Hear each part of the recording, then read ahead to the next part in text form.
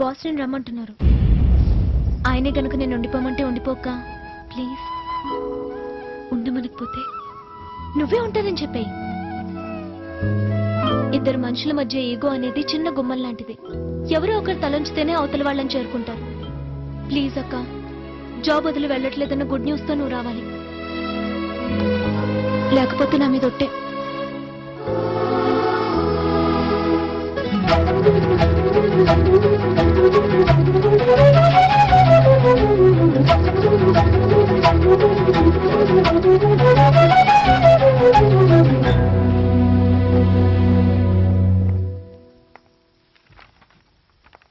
అను,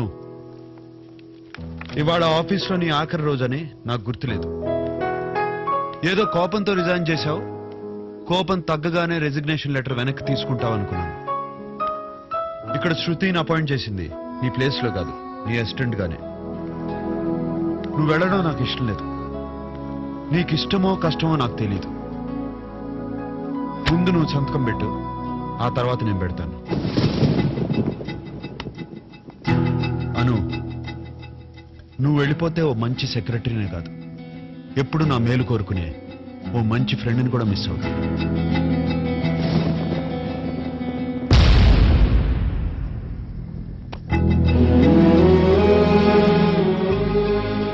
ఈ సంతకంతో ఉద్యోగంతో ఉన్న సంబంధం తెగిపోవచ్చు, కానీ నీతో ఉన్న స్నేహం మాత్రం తెగిపోదు.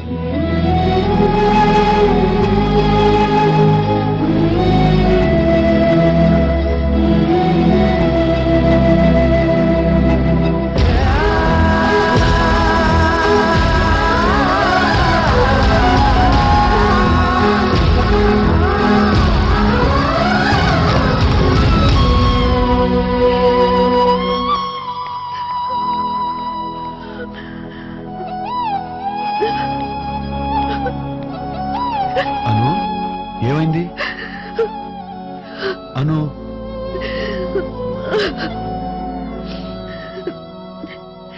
నాకే ఆఫీస్ వదిలి వెళ్ళటం ఇష్టం లేదు. అను, దానికి ఎందుకు అంత ఫీల్ అవుతున్నావు? నాకు కావాల్సింది కూడా అదే. ఈ జాబ్ ఎక్కడికి వెళ్ళదు, నీకే ఉంటుంది. అను, అను, అంత ఎమోషనల్ అయిపోతే ఎలా? ఇంత సెంటిమెంటల్ నాకు తెలియదే. చాలా గట్టిగాను అనుకున్నాను, మరీ చిన్న పిల్లలాగా ఏడుస్తున్నావు. కమాన్, టేక్ ఇట్ ఈజీ, కమాన్.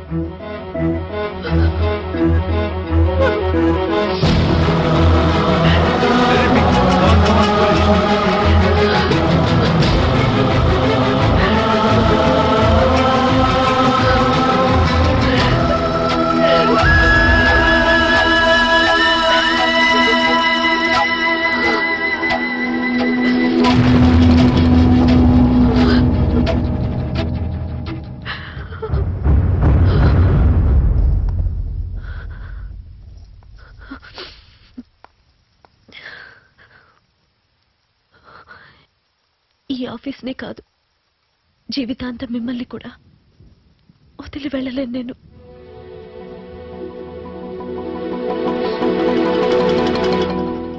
చిన్నప్పటి నుంచి అనాథగా నేను పడిన కష్టాలకి దేవుడు నాకిచ్చిన ఓదార్పు మీరు. మీరు నా మెళ్ళో 3 ముళ్ళు వేయాలని, మీతో జీవితాన్ని పంచుకోవాలని నా కోరిక. మీరొక్కసారి నా చేయి పట్టుకుంటే చివరి క్షణం వరకు మీతోనే నడవ.